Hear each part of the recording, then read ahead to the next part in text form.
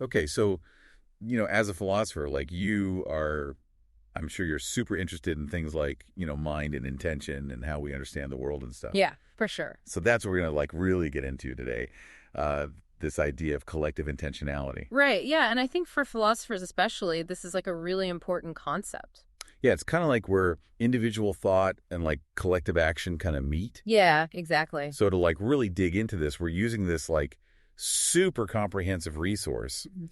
the Stanford Encyclopedia of Philosophy entry on collective intentionality. Yeah, it's like the go-to source for this topic. Like everyone in the field knows it and uses it. Yeah, so we're going to like pull out the like main ideas and arguments and stuff from that and like present them to you so you can like have a really clear understanding of this whole thing. Yeah, and like all the nuances and all the current debates and all that. So let's just jump right in. When we say collective intentionality, what are we even talking about here? So basically, it's the idea that like our minds can be directed at the same things together, like objects or facts or goals or even values. Mhm. So it's like the power of us to think or believe or feel something as a group. Okay, so for a philosopher, this is already getting interesting, right? Like Right. it's suggesting that there's something going on beyond just like individual minds doing their own thing. Totally. And like to make it a little more concrete, think about some real world examples. Okay, yeah, give me some examples. So like imagine two people raising a child together. Okay. Their intentions and actions are like totally intertwined. They're both working towards this shared goal. Yeah. Or think about like a community grieving after some kind of tragedy. Mm. There's like a shared emotional experience there, a collective understanding of the loss that goes beyond just adding up everyone's individual sadness. Right. And we see it in political campaigns too, like tons of people working together for a common political goal, or even Right. something like a crowd cheering for a sports team. There's like a shared excitement, a collective focus of attention. So it's not just that like a bunch of people happen to be thinking or feeling the same thing at the same time. Right, it's more than that. There's like a stronger sense of togetherness. Exactly. And the SAP actually like breaks down different types of collective intentionality to make this super clear. Okay. So what are the different types? Well, there's joint attention, which is like when multiple people are aware that they're all focused on the same thing. It's Yeah. like a basic form of common ground. Okay. And then there's shared intention, which is what allows us to like cooperate and coordinate our actions to achieve a goal together. Right. And then shared belief, that's like when we have a common understanding of what's true. Okay.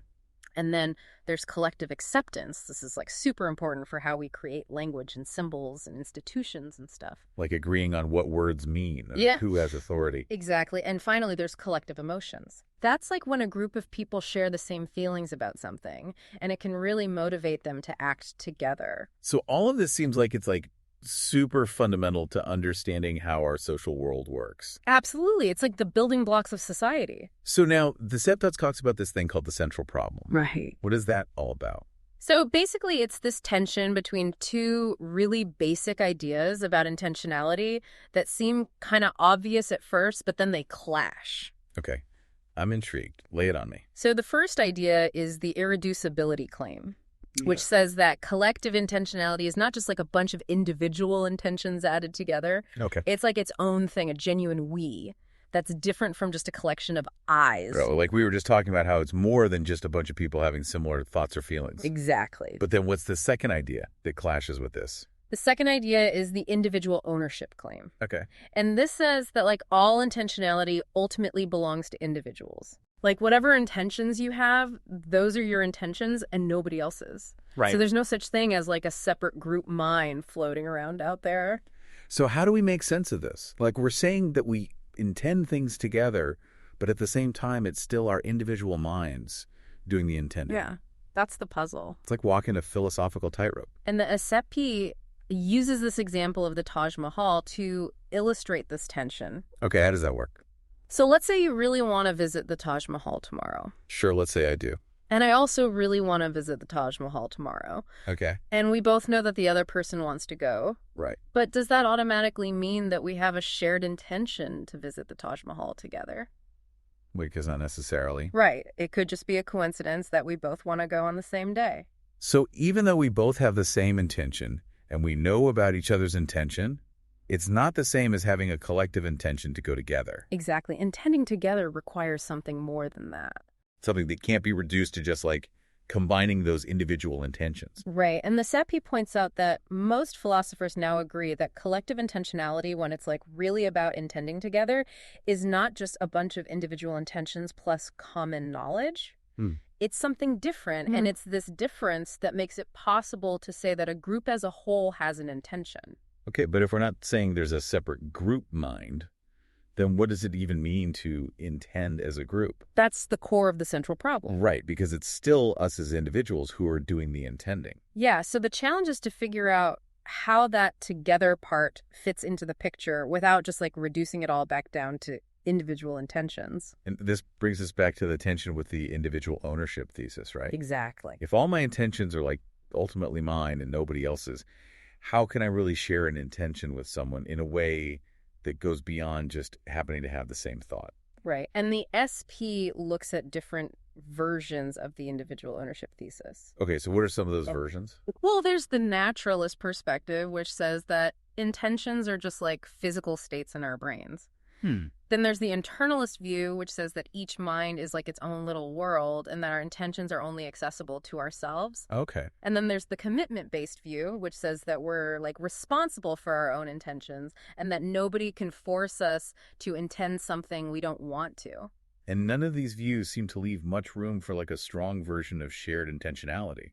Yeah, they all kind of push back against the idea that there could be like a we intention that's totally separate from individual minds. So the big debate in philosophy of collective intentionality is about how to reconcile these two things. Exactly. On the one hand, we have this irreducibility, like collective intentionality seems to be its own thing. Right. And on the other hand, we have this idea that all intentionality ultimately comes from individual minds. Totally. And that's where all the interesting philosophical work is happening. Now, this all seems like a pretty modern debate, but this AP mentions that there are some historical precedents, right? Oh, yeah, for sure. Philosophers have been thinking about us questions for like forever. So who were some of the earlier figures who were grappling with these ideas?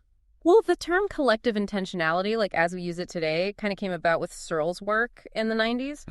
But the basic concept goes way back. Like you can see hints of it in Aristotle's idea of koinonia, which is about shared communal life and working towards things together. Okay. And then there's Rousseau's idea of the volonté générale, the general will, which is like a collective desire for the common good. Right. And even broader notions like the spirit of peoples that came out of German idealism. Okay. Those suggest that there's some kind of collective agency or mentality that goes beyond individual wills. So even though they didn't use the exact same terms, they were definitely thinking about similar things. Totally, like shared purpose and collective action, stuff like that. And the FP also looks at how these ideas show up in other fields, like social and sociological theory. Right, and they highlight this really interesting contrast between Durkheim and Weber. Ah, yeah, those are like the big names in sociology. What were their main ideas about this? Well, Durkheim was all about collective consciousness. He thought it was like the foundation of social facts. Okay. He even suggested that collective emotions could like bypass individual psychology in some cases. Wow. Like he used examples of public rituals and mass gatherings where it's like the collective is driving people's behavior. So for him, the we was like really powerful, maybe even more powerful than individual agency. Yeah, he definitely leaned towards a more collectivist view. And then what about Weber?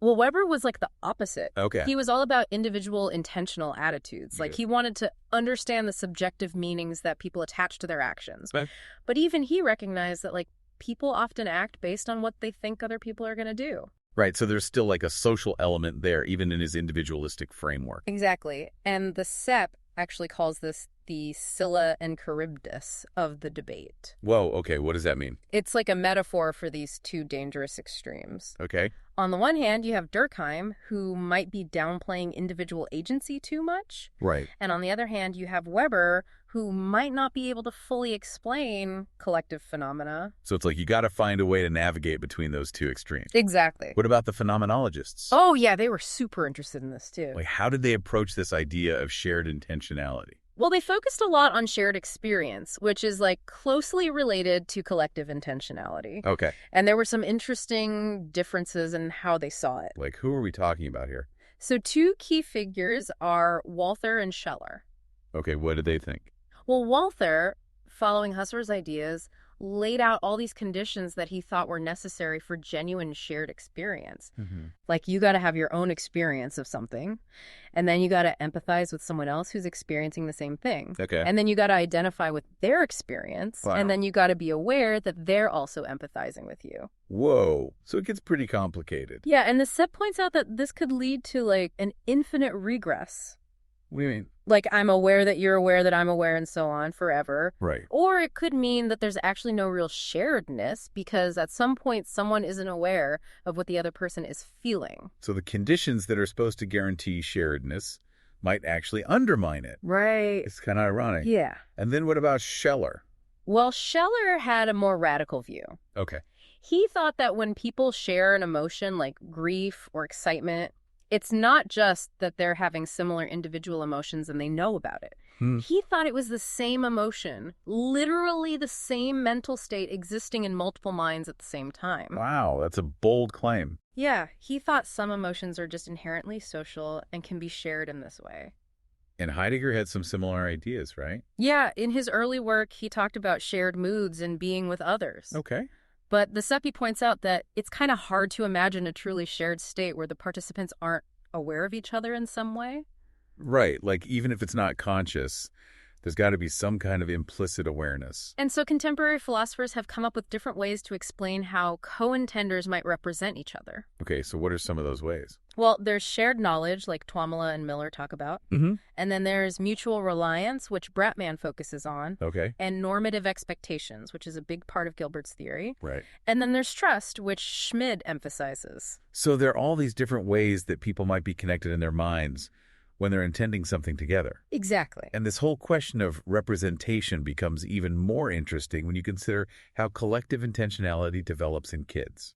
Yeah, like Tomasella's work shows that even little kids can engage in basic forms of shared intention, like joint attention and simple cooperation. And they can do this before they fully understand other people's minds. So that means that basic shared intentionality might not require all that complex reasoning about what other people are thinking and feeling. Exactly. Now, the SEP also talks about Seller's idea of we intention. Right. And they say it's like a really important starting point for understanding all this. Yeah, Sellers was one of the first philosophers to really try to tackle this problem head on. So what was his big idea? Well, he wanted to find a way to talk about collective intentionality without resorting to this idea of a group mind. And he thought that we intentions were the key. Okay, so what are we intentions exactly? Well, for Sellers, they're a special kind of intention that's different from regular individual intentions. They're intentions that are directed at a shared goal and they involve a shared point of view. So it's not a collective mind, but it's like a special kind of individual intention that's oriented towards a we. Exactly. And the SAP mentions that this idea is kind of similar to what Collingwood called practical social consciousness. Okay. Collingwood thought that society is basically defined by these shared practical intentions. Like when we say we're going to go for a walk, Okay. it's not just that each person individually wants to go for a walk. It's that we're doing it together. But the SEPI also mentions that Sellers ran into a problem with this idea of we intention. Right. Something about it not being up to the agent. Yeah, so the problem is that you can only really intend to do something if you think it's at least partly in your power to make it happen. But with a we intention, it's like you're also relying on other people to do their part. Right. And you can't control what other people do. Exactly. Yeah. So how can you really intend a joint action if it depends on other people who might not cooperate? So Sellers had to figure out a way to make this work. Yeah, and he tried a few different solutions. Like maybe when you form a we intention, you're kind of assuming that you have some influence over the other people. But in the end, he settled on this idea that we intentions are kind of conditional. What do you mean? It's like saying, I intend to do my part if the other people also intend to do their part. So your intention to act is dependent on the other people also having the intention to act. Yeah. But the SEPI points out that there's still a problem here, right? Like, does just having these individual we intentions, even if everyone has the same one, really capture what it means to intend something together? Right. It's like what's connecting those individual intentions into a truly collective one. So Sellers' theory is like a good starting point, but there's still more work to be done. Totally. But he did make some other important contributions, right? Yeah, definitely. Like what else did he say? Well, he made this distinction between primary I-referential intentions and we derivative I-referential intentions. Okay, we need you to break that down for me. So a primary I-referential intention is like when you intend to do something by yourself, like scratch your nose. Okay. But a we derivative I-referential intention is when your intention is part of a larger joint action. Like if you're playing basketball, your intention to pass the ball is only meaningful because you're playing the game with other people. Right. It's like your individual action is part of a collective goal. Okay, I get it. And sellers also recognize that groups can have intentions even if not every single member is fully on board. Yeah, that makes sense. Like in the real world, not everyone is always going to be 100% committed. And he called this intentional dissidence. And he also connected we intentions to this idea of having a shared point of view and identifying with a group. Okay. And he even linked it to morality. Like he thought that being able to see things from a we perspective is essential for ethical behavior. So Sellers laid some important groundwork, but the question of what makes collective intentionality truly collective is still up for debate. Yeah, that's the big question. And the SEVI breaks down the different approaches into 3 categories. Right. Content, mode, and subject. Exactly. So let's start with content accounts. What are those all about?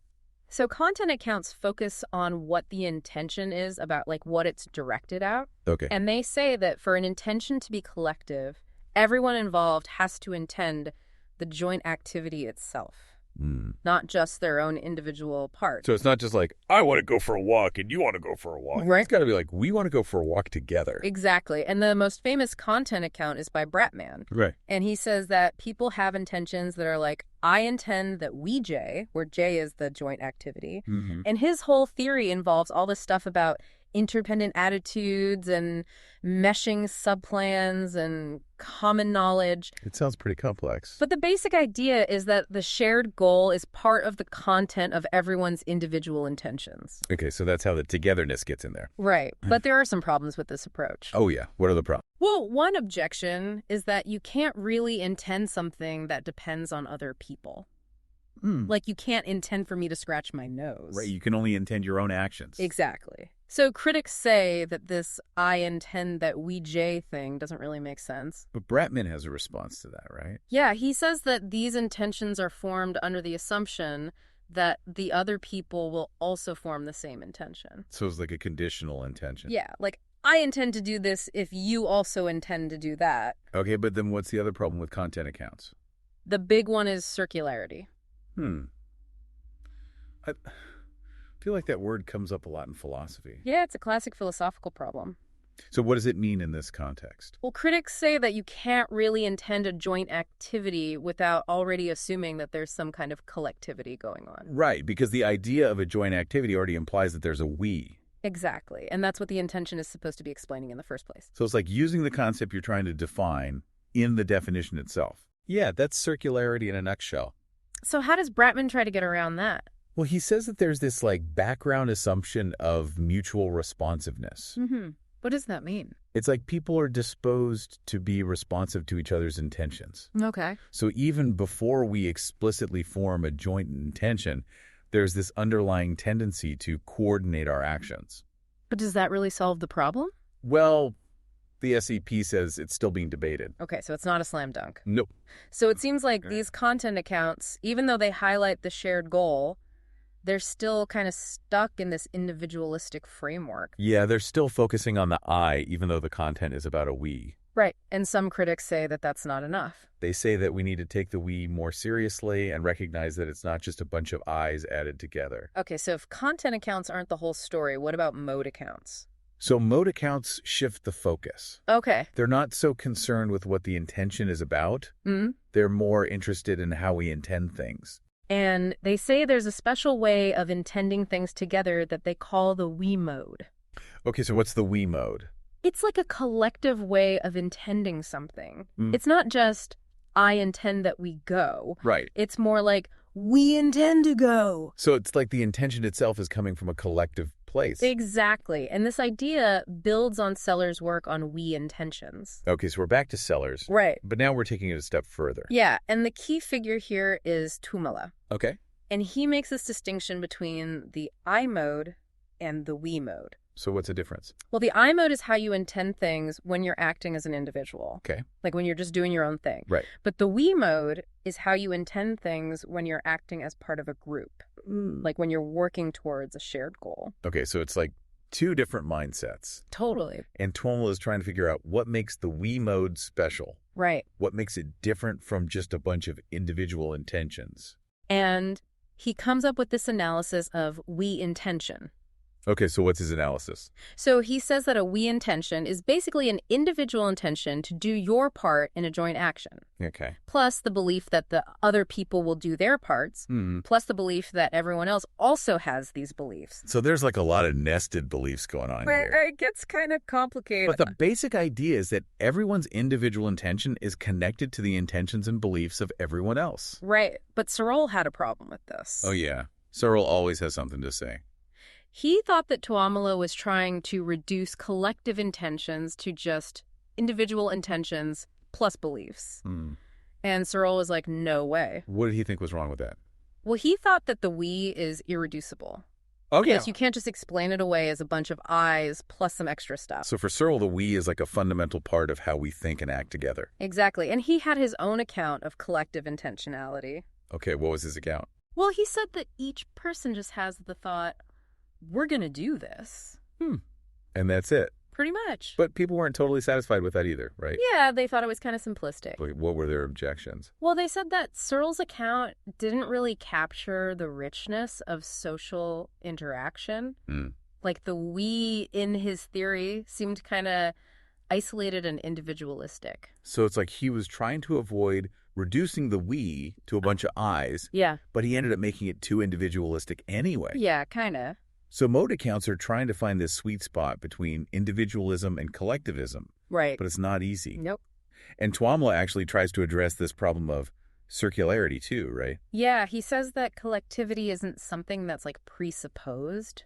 It's something that's like constituted by people having we intentions under the right conditions. So it's not like you need to have a we before you can have a we intention. Right. The we intention is what creates the we. Exactly. But the set points out that this is still a pretty individualistic framework. Yeah, and there's been this push to move beyond that. Like to find a way to talk about collective intentionality that doesn't start with individuals. Right. So that brings us to subject accounts. Yeah. What are those all about? So subject accounts are the most radical. Okay. How so? They say that groups themselves can be subjects of intentionality. Whoa, hold up. So you're saying that groups can have intentions? Exactly. Like not just the individuals in the group, but the group as a whole? Yeah, and this means that groups can be agents, they can act and have beliefs and emotions. That's a pretty big claim. It is.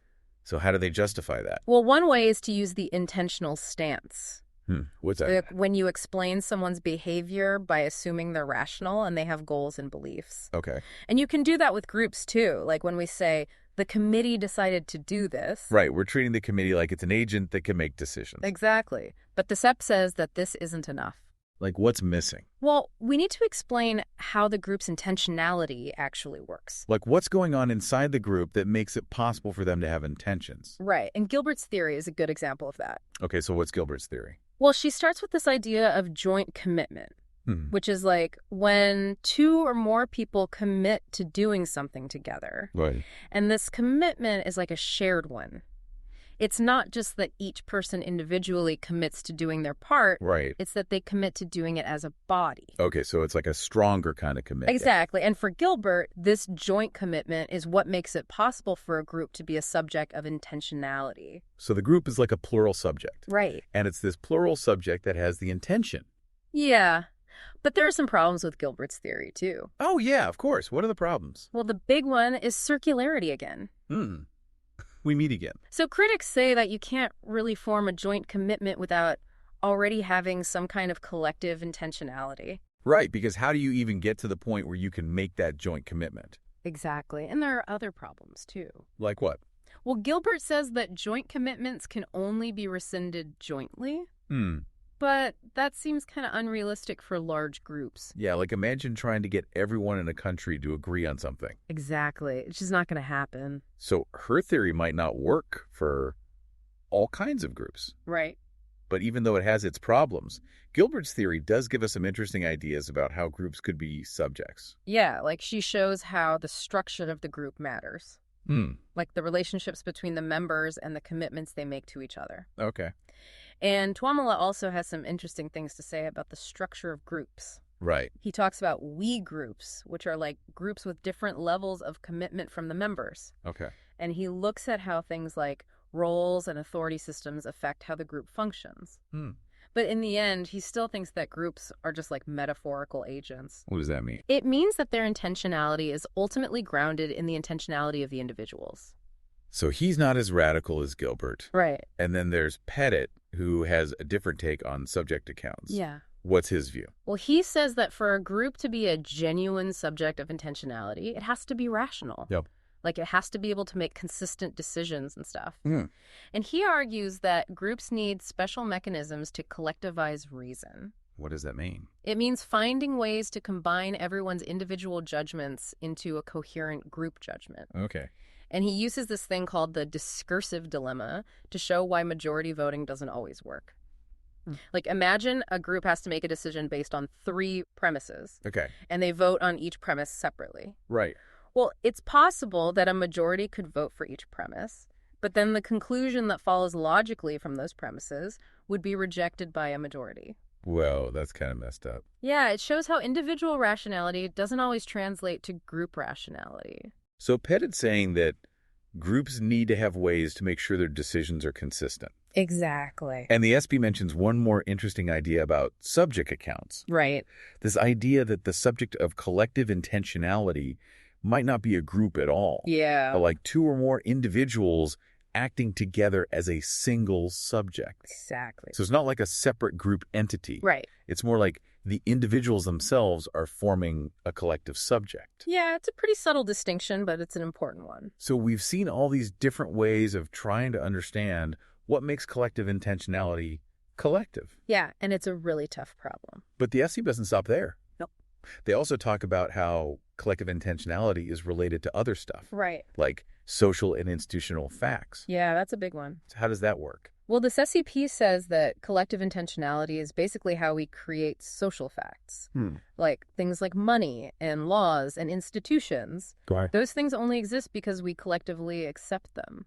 Right, like a $5 bill is just a piece of paper. Exactly. But we all agree that it has value, so it does. And this idea comes from Searle and Tuomala. Okay. They talk about how collective acceptance is what makes social reality possible. So it's like a bridge.